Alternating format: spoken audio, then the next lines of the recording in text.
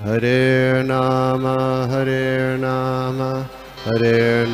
eva kevalam kalo nasteva nasteva nasteva gatiranyata.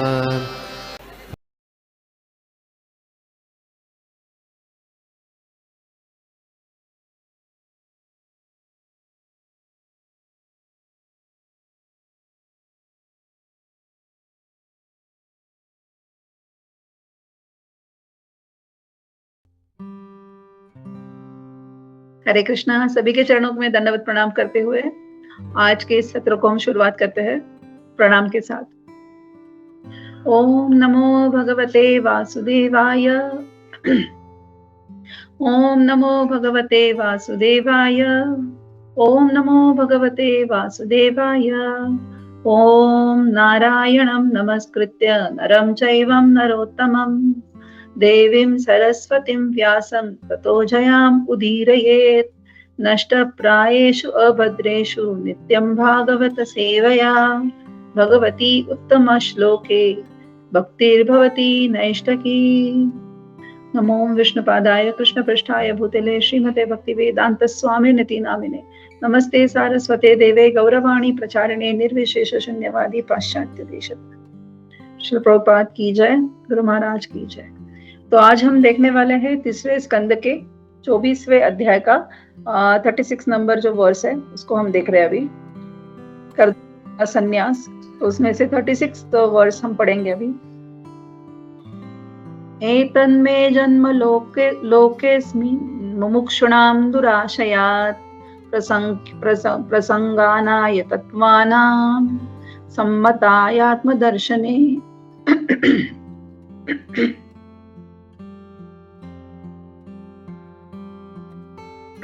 इस संसार में मेरा प्राकट्य विशेष रूप से सांख्य दर्शन का प्रतिपादन करने के लिए हुआ है।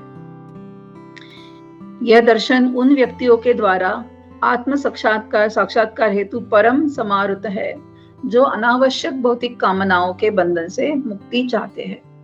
कपिल मुनि अब यहाँ पर हमें बता रहे हैं कि क्या बता रहे हैं कि उनका जो प्राकट्य हुआ है इस संसार में उसका एक विशेष कारण है। और उनका विशेष कारण क्या है, यहाँ पर विशेष रूप लेकर आने का प्रतिपादन क्यों आए हैं, वो प्राकट्य क्यों किया है उन्होंने, कि वो सांख्य दर्शन का प्रतिपादन करने के लिए आए। तो यहाँ पर सांख्य दर्शन की अब बात हो रही है। कपिल मुनि भगवान का अवतार जो लेकर प्रकट हुआ इस संसार में हमें सांख्य दर्शन का ज्ञान देने के लिए वो आए हैं। तो सांख्य दर्शन क्या है ये अब हम समझेंगे। तो यहाँ पर बता रहा है ये दर्शन क्या करता है, उन व्यक्तियों के द्वारा आत्म साक्षात्कार हेतु परम समारुत है जो अनावश्यक भौतिक कामनाओं के बंधन से मुक्ति चाहते हैं। तो यहाँ पर अंडरलाइन क्या है, अनावश्यक भौतिक कामना है, उनसे जो मुक्ति चाहते हैं उनके लिए सांख्य दर्शन कपिल मुनि ने यहाँ पर हमें बताया है। तो हम देखते हैं कि कपिल मुनि का प्राकट्य हुआ है सांख्य दर्शन को प्रकट करने के लिए। तो सभी वैदिक जो दर्शन का क्या हेतु होता है, जितने भी वैदिक दर्शन है हम उसके बारे में आगे भी देखेंगे। तो जितने वैदिक दर्शन है उसका जो प्राकट्य होने का या फिर वो आते क्यों है, दर्शन क्यों दिखाए गए, वो सब मुक्ति ये सामान्य एक ऑब्जेक्ट है सभी दर्शनों का। क्यों दर्शनों को देखना सांख्य योग है या फिर भक्ति योग, कर्म योग, जिसके ही योग से जाते हैं तो हमें है कि मुक्ति ये उनका सामान्य हेतु होता है उन दर्शनों का। तो यहाँ पर हम देखते हैं कपिल मुनि मुक्ति का अर्थ हमें बताते हैं। तो सभी भौतिक दुखों से निवारण करने वाला जो योग है वो सांख्य योग है और वो हमें मुक्ति की तरफ ले जाता है। तो दुख निवृत्ति मतलब जो समस्त भौतिक दुखों से छुटकारा, क्योंकि हम ये वैदिक शास्त्र हमें बता रहे हैं, ये भागवतम में आ रहा है। तो कपिल मुनि हमें ये बता रहे हैं कि सभी हम समझते हैं कि हम इस भौतिक जग का ही भाग है और हम दुखों से घिरे होते हैं, लेकिन इस दुख से, इन भौतिक दुखों से जो निवृत्ति चाहता है जो कोई, तो वो क्या करता है, तो वो सांख्य योग या फिर इन योगों के दर्शन का अभ्यास करता है। तो हम देखते हैं यहाँ पर मुमुक्षुणाम मतलब मुक्ति के इच्छुक परम साधु हो, दुराशयात मतलब अनावश्यक भौतिक इच्छाओं से। तो अनावश्यक भौतिक इच्छा मतलब जितनी भी इस भौतिक जगत में होने वाली इच्छा है वो क्या है, सभी को अनावश्यक मतलब बिल्कुल किसी इसकी जरूरत नहीं है, ऐसे इच्छाओं को अनावश्यक इच्छा बताया गया है उन भौतिक इच्छाओं को। तो हम जानते हैं कि हमने बहुत बार देखा है कि हम प्रकृति के इन 3 गुणों से बंधे हुए हैं। तो उनमें से रजोगुण और तमोगुण जो होते हैं वो क्या करते हैं, उनकी वजह से आत्मा अपने आप को ये शरीर समझने लगती है पहली बात तो, और आत्मा भी समझने लगती है कि मैं शरीर हूँ। फिर उस शरीर के जोड़े हुए सब सुख और दुख के साथ वो बन जाती है ना। तो वो अब उसके शरीर के सुख में ही सुख मानना शुरू कर देती है और शरीर के दुख में ही दुख मानना भी शुरू कर देती है। तो ये रजोगुण और तमोगुण क्या करते हैं, इस जीव को बांध के रखते हैं, जीव को इच्छाओं से बांध कर रखते हैं, क्योंकि जो इच्छाएं शरीर से निगडित है, शरीर से जुड़ी हुई है, उन इच्छाओं को वो शरीर से बांध के रखते हैं। कौन? रजोगुण और तमोगुण। तो यहाँ पर हम देखेंगे कि जब सतोगुण में व्यक्ति जीव प्रवेश करता है, तो सतोगुण जब सतोगुण में प्रवेश करते हैं तो एक ज्ञान आता है। वो ज्ञान आता है, मतलब मैं शरीर नहीं हूँ, मैं आत्मा हूँ, मुझे क्या करना है। जीवेर स्वरूप होए कृष्णेर नित्य ध्यास। फिर कृष्ण की कथा श्रवणम हम जो कर रहे हैं यहाँ पर अभी, हाँ, श्रवणम करते हैं, फिर मननम करते हैं, फिर चिंतनम भी करते हैं उसके ऊपर। सॉरी। तो सतोगुण से क्या होता है, ये ज्ञान आता है जो मुक्ति प्रदान करता है, किसे? जीव को। और वो जीव को मुक्ति प्रदान करता है। ये ज्ञान क्या आता है कि मैं ये भौतिक शरीर नहीं हूँ, मैं इस भौतिक जगत का भाग नहीं हूँ। ये ज्ञान जब आता है तब जीव आगे बढ़ता है भक्ति के मार्ग। तो क्या होता है कि जो ये ज्ञान जो है वो वास्तविकता है जो जीव की, वो उसको पहचानने में मदद करता है। इसीलिए ये पूरे जो सांख्य दर्शन जो कपिल मुनि यहाँ पर हमें बताने वाला है, उसका उद्देश्य क्या है कि बुद्धि को सात्विक स्तर पर ले जाना, ना कि रजोगुण और तमोगुण के लेवल पर रखना, है ना। मन, बुद्धि, अहंकार हम जानते हैं, है ना, सटल बॉडी के जो ये है गुण है जिससे सटल बॉडी बनी होती है। तो हम देखते हैं कि उसी बुद्धि को एक सात्विक स्तर पर ले जाना, ये ज्ञान जो है सांख्य दर्शन का ज्ञान हमें ले जाता है, जो हमें कपिल मुनि आगे अभी देने वाले हैं। तो रजोगुण और तमोगुण के प्रभाव से क्या होता है, हम धीरे धीरे उसे त्याग देते हैं, उसे धीरे धीरे हम छोड़ देते हैं। और सतोगुण में मतलब हम जब जाने की कोशिश करता है जीव, तो क्या होता है, जहां पर ज्ञान अर्जित करना शुरू होता है भगवान के बारे में, उनकी कथाओं के बारे में, उनकी लीलाओं के बारे में, भगवान के अलग अलग जितने भी संदर्भ है उसके बारे में, अलग अलग जो ज्ञान भगवत गीता और श्रीमद् भागवतम जैसे शास्त्र पढ़कर ज्ञान अर्जन करना शुरू करता है। जब वो रजोगुण और तमोगुण से, देखो ये सब रजोगुण और तमोगुण से छूटना इट्स नॉट इजी नहीं है। क्यों? क्योंकि हम इन तीनों गुणों में बंधे हुए हैं। एक पर्टिकुलर टाइम पे हम तमोगुण में, रात को जब सोते हैं तो हम तमोगुण में होते हैं, दिन में हम उठते हैं तो रजोगुण में होते हैं। तो लेकिन उस रजोगुण और तमोगुण को हम धीरे धीरे धीरे छोड़ सकते हैं। और हम, जैसे हमने देखा है कई आचार्यों को, तो उनको सिर्फ 1-1.5 घंटे की नींद काफी होती है, 2 घंटे की नींद काफी होती है। श्रील प्रभुपाद को भी हमने देखा है ना। फिर वो खाना भी उनका सिर्फ, आचार्य जो है षट गोस्वामी, सिर्फ छाछ पे रहा करते थे। तो ये धीरे धीरे रजोगुण तमोगुण से बाहर निकलना और उनका त्याग करना और सतोगुण में परम स्थित हो जाना, ये ज्ञान जो है, ये कपिल मुनि का ये सांख्य दर्शन जो हमें बताने वाला है, इसमें हम देखेंगे आगे। तो हर एक जो है जीव की प्रकृति भिन्न है, मैं इस भौतिक जगत का भाग नहीं हूँ, ये ज्ञान जो है जो हमें अभी प्राप्त होने वाला है। तो इस जो हम बुद्धि की अब बात कर रहे थे, ये ज्ञान बुद्धि जब उसको एब्जॉर्ब कर लेती है, तो उस बुद्धि के 8 अलग अलग कार्य है। जैसे उसमें से हम कुछ देख सकते हैं कि ज्ञान, अज्ञान, है ना। पहले तो हम ये ज्ञान की बात करी, अज्ञान भी होता है बुद्धि के मार्फत, फिर धर्म, अधर्म, ऐश्वर्य, अनैश्वर्य। तो ये सब चीजें क्या करती है, बुद्धि उसको सोचती रहती है उस बारे में, या फिर किसी भी चीज को वो उस पैरामीटर में बिठाती है, ये ज्ञान है या अज्ञान है, या फिर ये धर्म है या अधर्म है। लेकिन उसको कैटेगराइज करना बुद्धि को कब इजी होगा, जब बुद्धि को शास्त्रों का ज्ञान मिल रहा है, तो बुद्धि उस तरह से कार्य करेगी।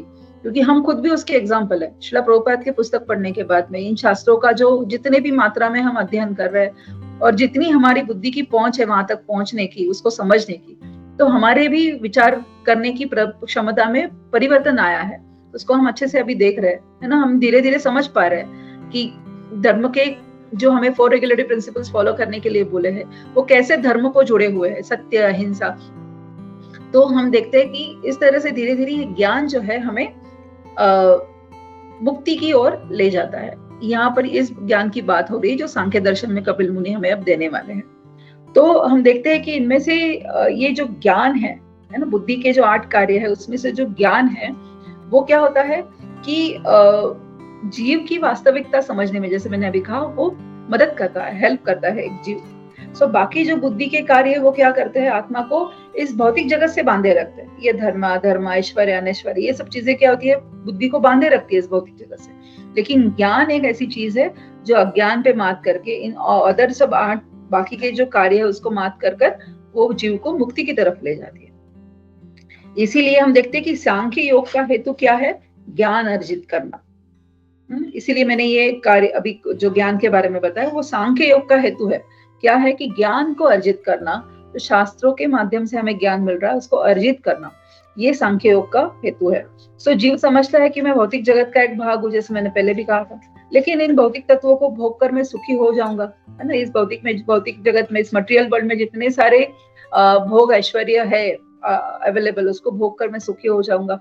लेकिन ऐसा होता नहीं है। ये हमने कई बार देखा है कि भौतिक जगत के इन कार्यकलापों में कोई सुख नहीं है। तो शिला प्रभुपाद परपट में भी हमें बताते हैं इसके बारे में कि यहाँ पर दुराशयात शब्द अत्यंत सार्थक है।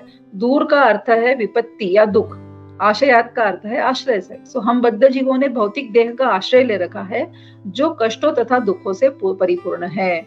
और मूर्ख लोग इस स्थिति को नहीं समझ पाते कि यही अज्ञान, मोह या माया की छड़ी कहलाता है ना। तो मानव समाज को शिला प्रभुपाद कहते हैं गंभीरता पूर्वक इस बात पर अध्ययन करना, समझना बहुत जरूरी है कि शरीर जो है हमारा वो स्वयं ही सभी दुखों का मूल है। क्यों? क्योंकि हम अपने आप को शरीर समझते हैं, रजोगुण तमोगुण से बनकर शरीर के सुख दुख को ही हम मानने लगते हैं। तो ये अज्ञान है और उसी अज्ञान को ज्ञान में परिवर्तित करना ही सांख्य योग का दर्शन है। तो हम देखते हैं आगे कि भगवान कपिल जो सांख्य योग के बारे में हमें बताने वाले हैं, वो हमें पहले क्या ज्ञान सिखाते हैं कि हमें धीरे धीरे, पहले वो तो हमें ज्ञान देते हैं कि हम शरीर नहीं आत्मा है, हाँ? और जब हम ये समझने लगते हैं तो ये हमें धीरे धीरे भक्ति की ओर ले जाते हैं, भक्ति योग की ओर ले जाते हैं। तो हमें भगवान की शरणागति लेना वहीं से आरंभ होता है जब ये हम ज्ञान अर्जित करते हैं। तो यहाँ पर प्रभुपाद भी हमें परपट में ये बात समझाते हैं कि मात्र शरीर सुख पर जो निर्भर है, इसमें इसका ज्ञान नहीं रहता कि कोई कितने सुख से शरीर को क्यों न रखे, वह नाशवान है, जैसे हमने भी देखा था। तो भगवत गीता में भी कहा गया है अंतवंत इमे देहा, इन शरीरों का नाश होना निश्चित है। भगवान स्वयं कह रहे हैं यहाँ पर कि वह आत्मा तो अमर है किंतु शरीर अमर नहीं है। कार्य करने के लिए हमें शरीर चाहिए और बिना शरीर, बिना इंद्रियों में के कोई कार्यशीलता नहीं आती। ये तो हम जानते हैं। प्रभुपाद परपट में हमें बता रहे हैं कि कार्य करना जरूरी है। जैसे हमने देखा कि भगवत गीता में भी अर्जुन भगवान को पूछते हैं, आप मुझे कर्म संन्यास योग जो उसमें 4थे अध्याय में बताते हैं कि कर्मों को त्याग करो। तो अर्जुन कंफ्यूज होकर पूछते हैं, भगवान आप तो कह रहे हैं कि कर्मों का त्याग करो और फिर कर्म से संन्यास लो, और फिर अभी मुझे कह रहे हैं कि मतलब इस युद्ध भी करो, तो उसको मैं कैसे समझूं? तो उसको कर्म भी करो बोल रहे हो, कर्म का संन्यास भी लेने की, त्याग करने के लिए भी बोल रहे हो। तो यहाँ पर शिला प्रभुपाद हमें यही समझाने की कोशिश करे इस परपट में। और वहां पर भगवत गीता में भी भगवान स्वयं अर्जुन को कह रहे हैं कि कर्म का त्याग नहीं करना है, कर्म के फलों का त्याग करना है। कर्म के फलों का त्याग करना है मतलब वो कर्म के जो फल है वो भगवान के चरण कमलों में अर्पण करने हैं। तो इसे कर्म संन्यास कहा जाता है। तो इसलिए शिला प्रभुपाद हमें परपट में बताते हैं कि किंतु लोगों में यह जानने की इच्छा नहीं होती कि क्या शरीर बिना इंद्रियों की कोई कार्यशीलता नहीं आती। वास्तव में वे अमर शरीर इसलिए चाहते हैं कि जिससे इंद्रिय सुख भोगे, किंतु यह भोग अमर नहीं है। अतः ऐसी वस्तु का अभाव उन्हें खलता है जिसको वे निरंतर भोग सके, किंतु वे यह नहीं जानते कि इसे किस प्रकार प्राप्त किया जाए। तो यहाँ पर शिला प्रभुपाद हमें बताते कि हमारे जो कर्म है, हमारे जो कार्य है, वो हम सिर्फ इंद्रिय तृप्ति के लिए करते हैं। हमारी इंद्रिय तृप्ति से भोग इच्छा को तृप्त करने के लिए हम कार्य करते हैं। लेकिन यहाँ पर भगवान कर्म संन्यास के बारे में बात कर रहे हैं कि हमें जो इंद्रियां दी गई है और जो हमारे शरीर जो दिया गया है, उससे जो कार्यशील हमेशा रहता है, उससे जो कर्म करने हैं, उसका जो फल है वो हमेशा भगवान की शरण में हमें अर्पण करना है। तभी ये कर्म संन्यास योग कहलाता है। तो ये जो है हम देखते हैं कि ये सांख्य दर्शन के बारे में जब बात हो रही है तो हम कर्म संन्यास तक पहुंचे कि श्रील प्रभुपाद ने उसके बारे में मेंशन किया है। अब हम देखेंगे कि इन 6 प्रकार के और भी दर्शन हैं। तो कोई जानता है इन दर्शनों के नाम? कौन से दर्शन है सांख्य दर्शन के अलावा?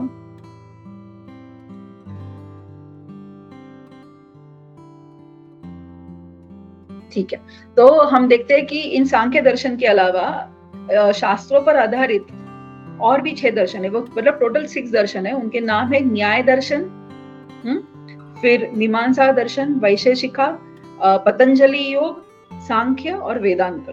ये 6 दर्शन है। तो इसमें से हम कपिल मुनि हमें सांख्य दर्शन बताने के लिए यहाँ पर प्रकट हुए हैं। तो ये सभी दर्शन जो है वो वेदों का स्वीकार करते हैं, वो वेदों को ही उनका बेस है और वेदों को ही पकड़ कर ये दर्शन साधारण सर्वसामान्य जीव को ज्ञान देते हैं कैसे मुक्ति प्राप्त की जाए। तो उनमें से हम थोड़े संक्षिप्त में देखेंगे कि न्याय दर्शन क्या काम करता है। तो न्याय दर्शन जो है इसमें तर्क के द्वारा तथ्यों को कैसे समझा जाए, ये उसके नियम इस न्याय दर्शन में बताए गए हैं। तर्क के द्वारा शास्त्र को, वेदों को कैसे समझा जाए। फिर मीमांसा दर्शन हमें क्या बताता है कि वेदों में कई सारे वाक्य हैं, कई सारी ऐसी भी है कि जहां पर कॉन्ट्राडिक्टरी सेंटेंसेस आए हैं, या फिर जहां पर डिबेटल सेंटेंसेस आए कि जहां पर हर किसी का एक मत नहीं हो सकता। तो इन वाक्यों को समझना, उसको मीमांसा दर्शन कहा जाता है। फिर वैशेषिका दर्शन में क्या आता है? तो वैशेषिका दर्शन में भौतिक तत्व जो है अणु, तो ये ऑटोमिक अणु के बारे में ज्ञान दिया गया है और उसका विश्लेषण भी किया गया है। तो उस दृष्टि से, मतलब उस दृष्टि से वेदों को कैसा समझा जाए उसको वैशेषिका दर्शन में बताया गया है। और फिर पतंजलि योग में तो हम जानते ही है कि अलग अलग योग सूत्र बताए गए हैं। वो क्या करते हैं, वो अलग अलग योग सूत्र अनासक्ति के भाव तक ले जाते हैं, है ना। इन सबसे आसक्त मत रहो भौतिक चीजों से, उसमें अनासक्त हो जाओ और योग में, मतलब मेडिटेशन में अपने आप को लीन कर 6 चक्र जागृत करो, मतलब जो हठ योग है और जो कोई भी चीज है, तो वो पतंजलि योग सूत्र में अनासक्ति के बारे में बताया गया। और वेदांत दर्शन में मतलब क्या है, वो सभी वेदांतों में सभी उपनिषदों का दर्शन दिया गया है। जितने उपनिषद है उन सभी का दर्शन वेदांतों में दिया गया है। तो सांख्य योग क्या है? ये ज्ञान का मार्ग है जो कपिल मुनि हमें बता रहे हैं, और ज्ञान के मार्ग से वेदों को समझने के लिए सांख्य दर्शन यहाँ पर है। तो इस तरह से हम सब अलग अलग इन सब शास्त्रों ने अपना अलग अलग कॉन्ट्रीब्यूशन दिया है, हाँ, इन सब वेदों को समझने के लिए। मतलब एक जनरल मेंटालिटी के लोगों के लिए समझना मुश्किल है, और हर एक की सोच कर कि अपनी अपनी कैटेगरीज है समझने के लिए, बुद्धि की क्षमता है अलग अलग, और उस बुद्धि की क्षमता के अनुसार ये अलग अलग दर्शन के द्वारा वेदों को, शास्त्रों को हम कैसे समझ पाए, इसके लिए ये सब दर्शन दिए गए। तो उसमें से अभी हम कपिल मुनि सांख्य दर्शन, मतलब जो ज्ञान का मार्ग है, और वो ज्ञान का मार्ग धीरे धीरे अज्ञान को दूर कर कर हमें भक्ति योग की तरफ ले जाता है, और वो हमें यही समझाता है कि भगवान की चरण कमलों में ही हमारा स्थान है। हम भगवान के नित्य सेवक है। जो कोई भी हम कर्म करेंगे, उसका कर्म संन्यास फल, मतलब उसके फलों को हम भगवान के चरणों में अर्पण करेंगे। मतलब ये सदेह जो हो, हमें शरीर मिला है, जो इंद्रिय है मिले है, उसको हम क्या करेंगे, भगवान की सेवा में लगाएंगे। ये ज्ञान प्राप्त करने का मार्ग सांख्य दर्शन है।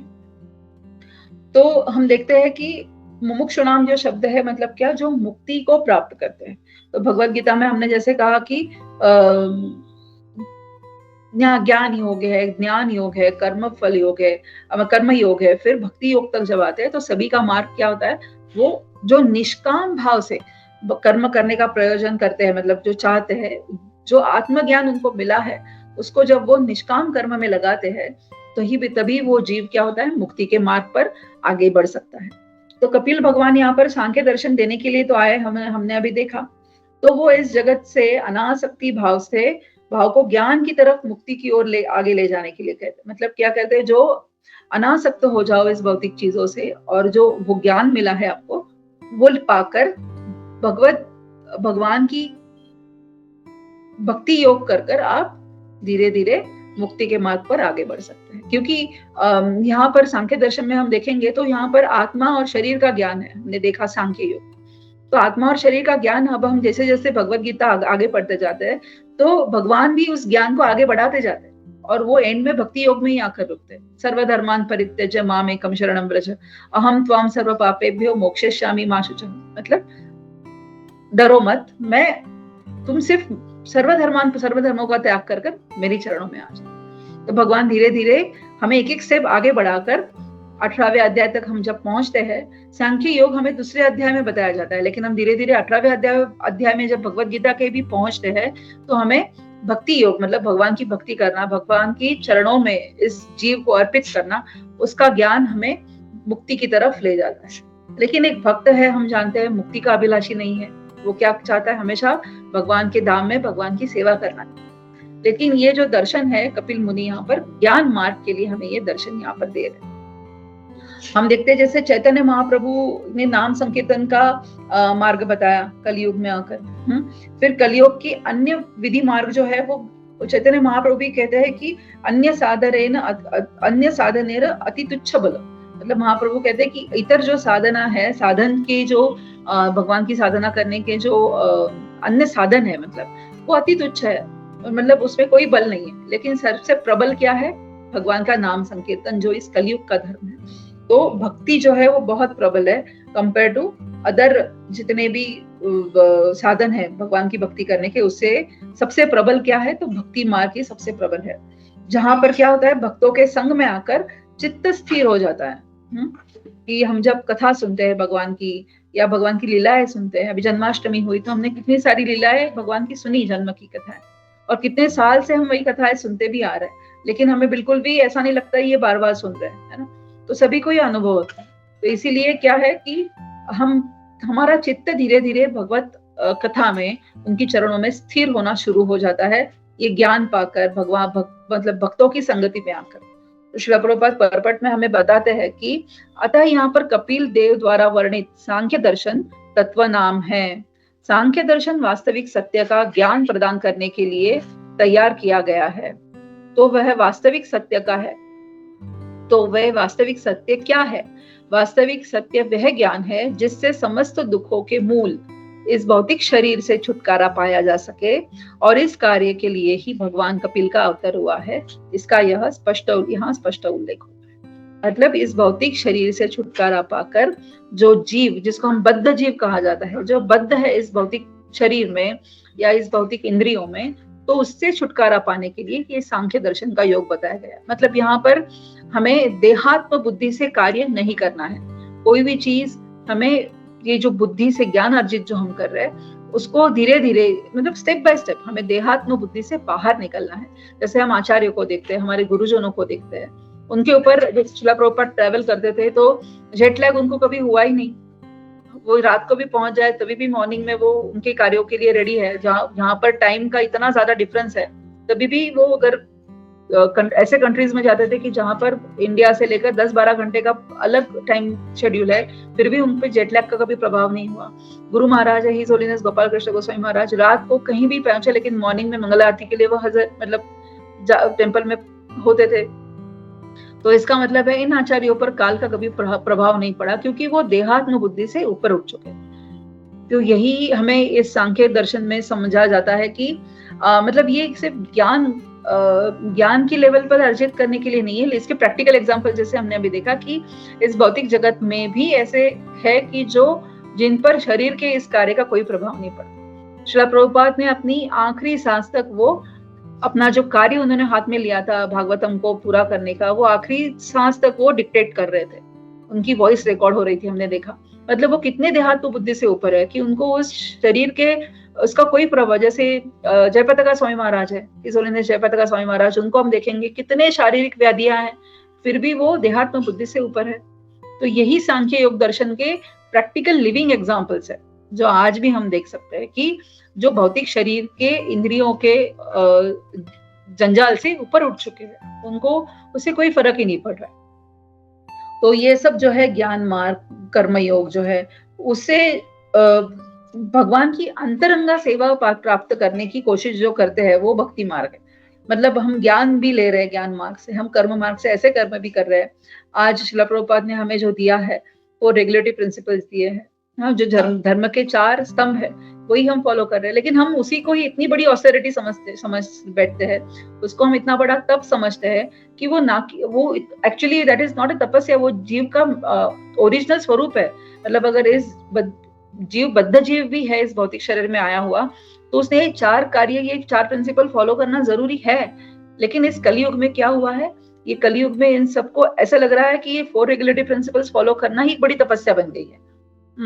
मतलब लोगों को लगने लगा है कि हम कितनी ऑस्टेरिटी कर रहे हैं, पर नहीं, that is the basic thing for any बद्ध जीव को अगर जीने के लिए। ये 4 जो धर्म के स्तंभ है उसको पकड़कर चलना ही एक जीव का काम है, वो बेसिक है। मतलब जैसे हम ABCD सीखते, अ आ ई सीखते हैं स्टैंडर्ड में, स्कूल में जब एंट्री कर देते तभी, तो that is the basic knowledge. उसको हम आगे यूज कर कर कर आगे पढ़ते जाते हैं। वैसे ही एक जीव को इस 4 स्तंभ को धर्म के पकड़ कर रखने के लिए जो 4 रेगुलेटरी प्रिंसिपल्स बनाए गए हैं उसको फॉलो करना, ये बहुत मूल ज्ञान है। उसको हम तपस्या करके हमें समझना और उसको बहुत बड़ी साधना समझना, क्योंकि इस्कॉन में जब आते हैं तो उनको पहले यही सवाल होता है कि हम सब ये कैसे कर पाएंगे। दीक्षा लेने से पहले भी हम ये बात सोचते रहते हैं ना कि अगर ये 4 रेगुलेटरी प्रिंसिपल्स मुझसे नहीं फॉलो हो पाए अच्छे से तो मेरे गुरु महाराज को उसकी तकलीफ होगी, इसीलिए हम रुकते हैं। मैं खुद तो ऐसा ही था कि मैं 1-2 साल मैंने ऐसे ही लिए कि अगर 4 रेगुलेटरी प्रिंसिपल्स नहीं फॉलो हो पाए मेरे से अच्छी तरह से तो फिर उसकी तकलीफ गुरु महाराज को होगी। इसके लिए थोड़ा और हम उसको एक्सपर्टाइज कर ले, हम उसको और प्रैक्टिस कर ले, और इसके लिए हम दीक्षा के लिए रुकते हैं, है ना। तो हम इतने बेसिक चीज को भी हम इतना बड़ा बना देते, उसको तपस्या मानना शुरू कर देते। पर नहीं, ये बेसिक है और उसको फॉलो करना, उसी साधना को फॉलो करना, ये कोई बड़ी बात नहीं है। श्रील प्रभुपाद चाहते थे कि हम 64 माला रोज चैंटिंग करें, लेकिन वो धीरे धीरे 16 तक आई, है ना। तो ये बेसिक है, it is not something that we are doing बहुत कुछ हम अलग जाके कर रहे इधर। हाँ, हमें ऐसा लग रहा है आज की दुनिया में, क्योंकि इस कली का इतना प्रभाव है लोगों पर, इसीलिए हम ऑड मैन आउट हो जाते हैं। जो बेसिक रूल फॉलो कर रहे हैं वो ऑड मैन आउट हो रहे हैं। तो इतना प्रभाव इस कलयुग का इस जगत पर आ रहा है। तो इसके लिए हमें यही समझना है इस सांख्य योग में कि मैं शरीर नहीं हूँ, मैं आत्मा हूँ। और ये समझने का प्रभाव क्यों है, मतलब जरूरत क्यों है इस ज्ञान की, क्योंकि अगर ये बेसिक ही समझ लेंगे हम, देहात्म बुद्धि से अगर हम भौतिक शरीर से बाहर, देहात्म बुद्धि से अगर बाहर निकल पाए, तो इस भौतिक जगत का जो इंद्रियों के ऊपर होने वाला, हमारी इच्छाओं के, हमारे डिजायर्स के ऊपर होने वाला जो इम्पैक्ट है वो कम होने लगेगा। हम उसको झेल पाएंगे। जो जितने भी जैसे एज होता जाता है, बीमारियां आना ऑब्वियस है ना। हम कहते हैं भगवान, एक कथा है, हम बार बार हमने इसको सुना है कि एक भक्त होता है, वो भगवान को कहता है कि भगवान की तपस्या करता है, तो भगवान बोलता है कि मुझे बताओ तुम्हें क्या चाहिए। तो भक्त कहता है कि आप मुझे ना मेरी मृत्यु से पहले आप बता देना कि तुम्हारी मृत्यु आ रही है। तो इतनी देहात्म बुद्धि कि मुझे मृत्यु से पहले बता देना कि मेरी मृत्यु आ रही है, क्योंकि मृत्यु ही एक सत्य है जिससे इंसान डरता है। तो भगवान कहते हैं कि ठीक है, मैं तुम्हें पत्र लिखूंगा। तो वो इंसान कहता है चलो ये अच्छी बात है। भक्त कहता है कि चलो मुझे भगवान पत्र भेजेंगे तो मुझे पता चलेगा कि मेरी मृत्यु कब आ रही है, अकॉर्डिंगली मैं सब कुछ अरेंज करके रख सकूंगा मृत्यु से पहले ही। हाँ, जितनी भी मेरी डिजायर्स है उसको कंप्लीट कर लूंगा, मेरी भौतिक इच्छाओं को कंप्लीट कर लूंगा। तो ऐसे होते होते उसकी मृत्यु हो जाती है। और जब भगवत धाम भगवान के पास आता है तो भगवान पूछे, भगवान आपने तो कहा था आप मुझे पत्र लिखेंगे, आपने तो पत्र नहीं लिखा एक भी, आपका कोई एक भी पत्र नहीं मिला मुझे मेरी मृत्यु से पहले, ऐसा क्यों किया आपने। तो भगवान कह, मैंने तुम्हें तो पत्र भेजे थे, तुमने उसको नहीं रीड किया। तो वो कहता है कि कौन से पत्र आपने भेजे। तो पहली बार तुम्हारे मुंह से दांत निकलने लगे, जब धीरे धीरे तुम्हारे बाल सफेद होने लगे, ये दूसरा पत्र है ना। ऐसे धीरे धीरे मैंने तुम्हें इंडिकेशंस दिए कि तुम अब वृद्ध हो रहे हो, तुम्हारा शरीर जीर्ण हो रहा है, तुम मृत्यु की तरफ जा रहे हो। मृत्यु तुम्हारी शरीर की होने वाली है, ना कि आत्मा की। लेकिन इस शरीर की मृत्यु के पत्र मैंने तुम्हें पहले भी दिए, लेकिन तुमने उसको इग्नोर कर दिया। जब दांत गिरे तो तुमने आर्टिफिशियल दांत लगवा लिए, जब बाल सफेद हुए तुमने आर्टिफिशियल कलर लगा के उसको कलर कर लिया। मतलब हर बार तुमने उसको अलग तरीके से उसके मार्ग ढूंढने की कोशिश की इस कलयुग में। तो ये कहते हैं कि इस देहात्म बुद्धि से हमें उठना है, कपिल मुनि कह रहे हैं, और सांख्य योग का दर्शन करना है। मतलब कहने के लिए बहुत मतलब इजी है, लेकिन जब प्रैक्टिकली कहा जाए, जब हमारा हाथ भी कटता है, उससे खून आता है, तो हम इमीडिएटली उस हाथ के ऊपर हमारा कंसंट्रेशन चला जाता है।